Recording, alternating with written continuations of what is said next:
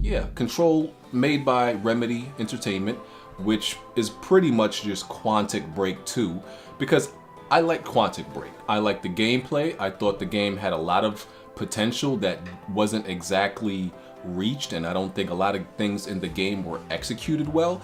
The game just felt underdeveloped. And when I seen Control, I believe it premiered at E3, I became very excited because I feel like this is just a vastly, I think it's going to be a vastly improved Quantic Break, because I think Remedy is going to take everything they learned from making that game and everything they did wrong and everything they did well, and that's going to turn this project into a much better game. I mean, that kind of sucks for Microsoft because they kind of got the raw end of the deal. You know, Quantic Break is essentially just like an experiment or like an early draft project prototype, and I feel like Control is going to be, you know, the final draft or just the better version of the game. So yeah, I just really like the gameplay of Control. It looks like it's gonna be a decent story, interesting plot. So yeah, Control is number 10. Number 9 is Code Vein. So everybody knows I love my Souls games. This game they've been silent on this project for a while since it was delayed. It was supposed to come out like the end of this year, but it got delayed into 2019, and since then we didn't hear anything about it at all, which I'm not worried about, because that, to me, that just means, you know, they've gone on radio silence to put all their effort into developing the game, because it did seem rough around the edges a little bit. But everybody knows I love my Souls type games. You know, looks like it has some decent RPG elements. It has some good visuals. Y'all know I love me a challenge. I'm a masochist and everything like that. I think the presentation needed to be cleaned up a little bit, which I'm sure they're doing. This is a game most of these games I would say on my list, I would say most of them are multi-plats, and you know, most of them I will be buying on PC, and even the early versions of this game did seem to be running pretty well.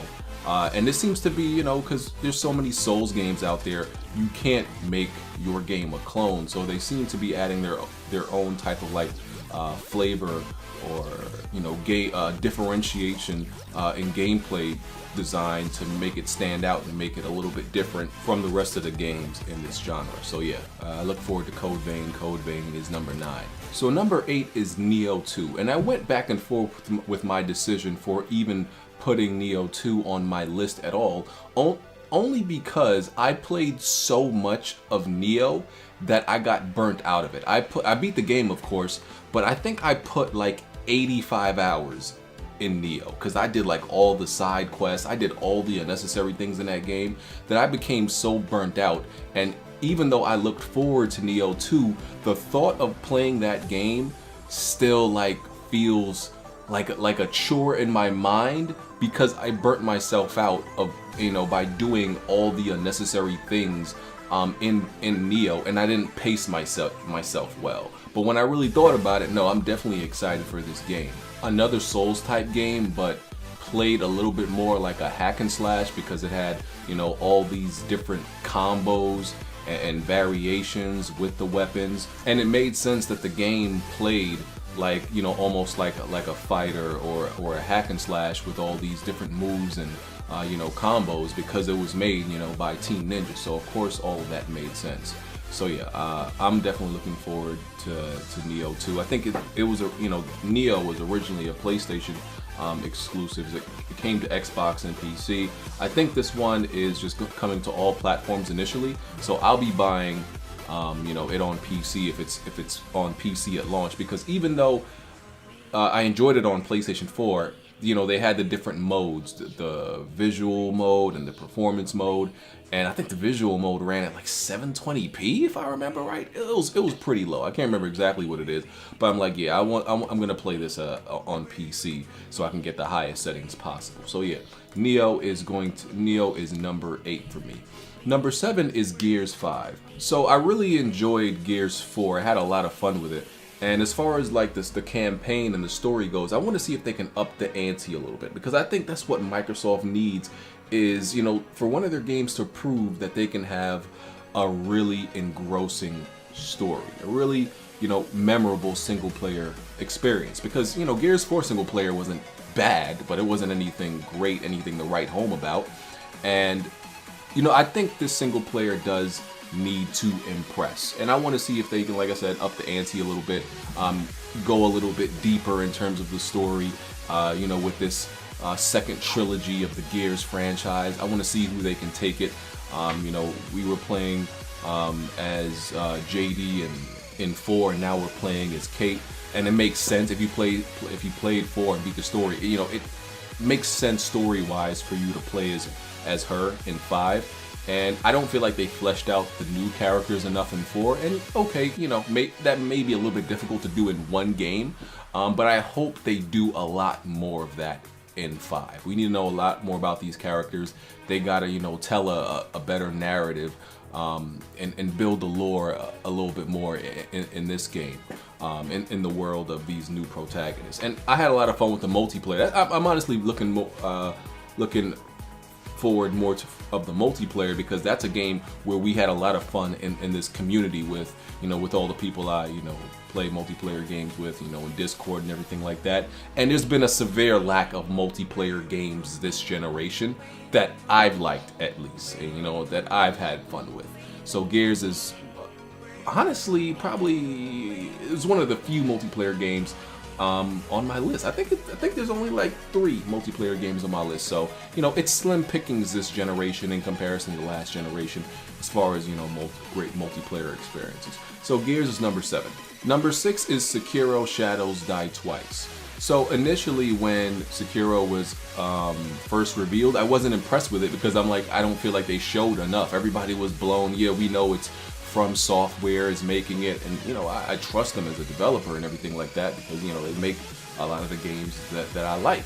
But I just didn't feel like enough was shown, and it was like this really quick sizzle reel with a lot of cuts in it. I'm like, I didn't really get to see enough gameplay. But once we saw some actual people playing the game and it wasn't all these cuts, I was like, okay, this looks good. It's gonna have the difficulty, it's gonna have, you know, the great bosses and the great boss design, the great level design, visuals look good. We know From Software is trying to depart from the, you know, the Souls styling of, you know, what we're used to a little bit. They wanted to, you know, get away from that a little bit. They were tired of making the same thing. So, you know, Sekiro looks really fun. So I'm definitely looking forward to it. So it's number 6. Number 5 is Rage 2. Now, listen, let me tell you something. I think Rage 2 is going to blow a lot of people's minds. I think a lot of people are going to be surprised at how amazing and how praised I think this game is going to be. Because I'm one of the people who always said Rage, the original Rage wasn't a terrible game. I just think that game got a bad rap. Was it amazing? No. There was a lot of faults in it, but I think I always felt like this game had great potential, and there was no reason, I saw no reason a game like Rage should not get a sequel. I think any game, any original game that shows you it did several things well, I think it only makes sense for you to give that game a sequel, because then, you know, it's clear, it's very clear what they did wrong. So if they get a chance to make a sequel, they can correct all those things, which is what most games do. Most of the time, the best installment in a franchise is usually the second game. You know, because the first one, you know, it's you can look at it as like a prototype. You know, you put it out there, the consumer tells you what they like, what you didn't like, you make those improvements, and then the second game usually ends up being perfect, and then the third game, they change too much and F everything up. So I don't know, you know, why people were, you know, saying it, nobody was asking for this. I mean, listen, I was asking for it. I think Rage 2, the gameplay speaks for itself. I think it looks awesome. And, you know, I don't praise just any first-person shooter. Everybody knows that. I heavily prefer third-person games in general, third-person shooters, but I just love how smooth it looks. It looks fun, crazy. You know, they've definitely expanded, you know, the universe in Rage, and yeah, I just really look forward to it. Made by Avalanche Games, so you know they're putting their little wackiness to it, which I think it needs. It needs a little lighter touch than the darker tone that was in 1. It needs to be a little bit more fun. So yeah, Rage 2 is number 5. Number 4 is Anthem. So number 4 is Anthem, not because, well, I got to play the alpha, which of course I can't necessarily speak on any deep details, but this isn't just wishful thinking and, you know, hoping the game is good. I played it, okay? So it probably wouldn't be at number 4 if I didn't play it. If I didn't play it, it would have probably been like somewhere like maybe number 8. But I like what I played. I think it's a lot of fun. I think EA is going to be receptive to a lot of criticism and what people want from this game. I think this is a game they're going to support for many years. I played it, like I said, I don't think it's anything like Destiny. I mean, yeah, I don't think it's anything like Destiny. I think people are making that wrong comparison. I understand the comparison, but I think they're trying to do with Anthem the same thing that Activision did with Destiny, but as far as gameplay goes, no, this game is not anything like Destiny. It just feels so smooth, the animations, the way the game plays, it's responsive. And listen, I know a lot of people were, you know, the things we saw at E3, we were like, oh, it's vertical cuts, the game is not gonna look like that, it's not gonna move like that. It looks like that and it moves like that. I could tell you that right now. Unless they've, you know, unless they've tricked us in the alpha and the final version doesn't look like that or play like that, which is entirely possible, but unlikely. I have all faith in this game. You know, like I said, I enjoy it. I think it's fun. It's gonna be, you know, it's gonna focus on co-op experiences, even though I'm not the biggest fan of co-op, and I'm a little disappointed it's not gonna have PvP, but hopefully they add that in the future. So Anthem is number 4. Number 3 is Resident Evil 2. I mean, if you're not buying Resident Evil 2 in January, I don't know what you're doing. The game looks amazing. This is a true remake, through and through. You know, the Capcom doing a thing. There was a time where Capcom was seemingly in trouble financially, and they weren't putting out the games that you know, the consumers wanted, and they weren't in the best you know, the best graces.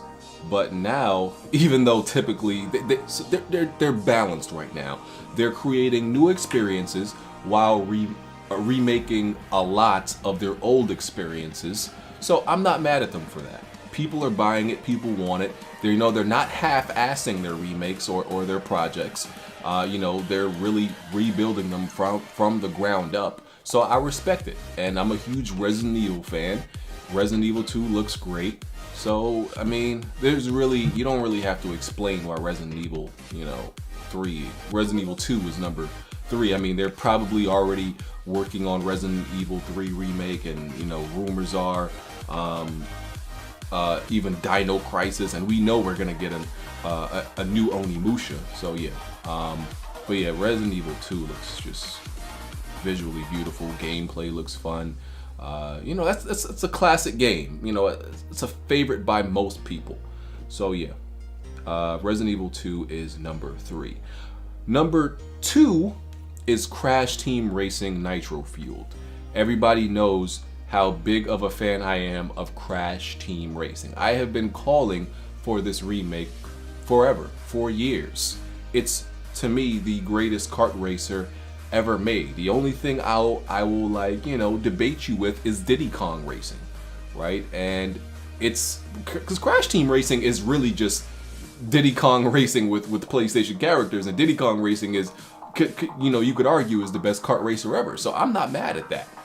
So, but they did it right, and you know, I just love the game. I love the driving mechanics, the you know, the tracks, the adventure mode was just so good. You know, the drifting, the characters. I just love everything about that game. I must 100%ed that game so many times when I was a kid. So, and I can't wait to play people online. I think that's the thing I'm looking forward to most. I just hope it feels like how it did all those years ago. So Crash Team Racing is number 2. Number 1 is The Last of Us 2. And I know the speculation of if this game is even coming out next year. I'm gonna go ahead and believe, put positivity up in the universe, in the atmosphere, and believe this game is coming out 2019. I believe if Naughty Dog grinds it out, they can get this game out by September. That studio is huge. They have all the resources, all the personnel. They can get anything from Sony they need. So if they need to go on like a real hiring spree real quick to meet the deadline for this game, even though Sony's not going to rush them, I'm sure they're not going to put out a product unless it's ready. I think they can do it. I think this game can absolutely come out in 2019. If it's not, then it comes out spring 2020. But like I said, I'm gonna believe for right now it's gonna come out this year. But I'm still like shaky about that because I still feel like we haven't gotten enough gameplay. If we don't get like a good amount of gameplay halfway through 2019, it's definitely not coming out this year. Because we still haven't really seen much Infected gameplay. We still haven't seen the multiplayer. All these things need to be finished well ahead of time. They probably, honestly, they don't need to put out a beta for the multiplayer. They didn't last time, but might be a good idea. But yeah, that gameplay we saw at E3, where we finally saw some real gameplay with Ellie and just how advanced this game looks. Yeah. And even though I criticize the original Last of Us, I always say Last of Us is, to me, Last of Us is not a masterpiece. I always said this game lacks things that I believe when the sequel comes out, they will improve on, and the sequel will be a masterpiece. That's what I always said. Every time I beat Last of Us, I'm like, this game is not a masterpiece, but it is absolutely guaranteed that the sequel will be. We know the story is going to be great. Naughty Dog has amazing writers. They have a way of tying things together and doing things you don't expect and creating these really great characters and just memorable characters. The gameplay is going to be solid. They pay attention to a lot of detail, and they always look how they can advance game design. The visuals, the game is going to run at 30 frames, which is probably going to be the worst thing about it. Resolution, I don't know, probably above 1440, something in the middle, 1800 checkerboard, something like that. But it's gonna visually look stunning, and I don't know of anything. It's probably, listen, I'll even go right now to say that Last of Us might win Game of the Year if it comes out 2019. I don't know. I can't think of anything right now that could absolutely compete with Last of Us for 2019, but it's possible because, like I said, I only got a few games in my head right now, and more games could be announced.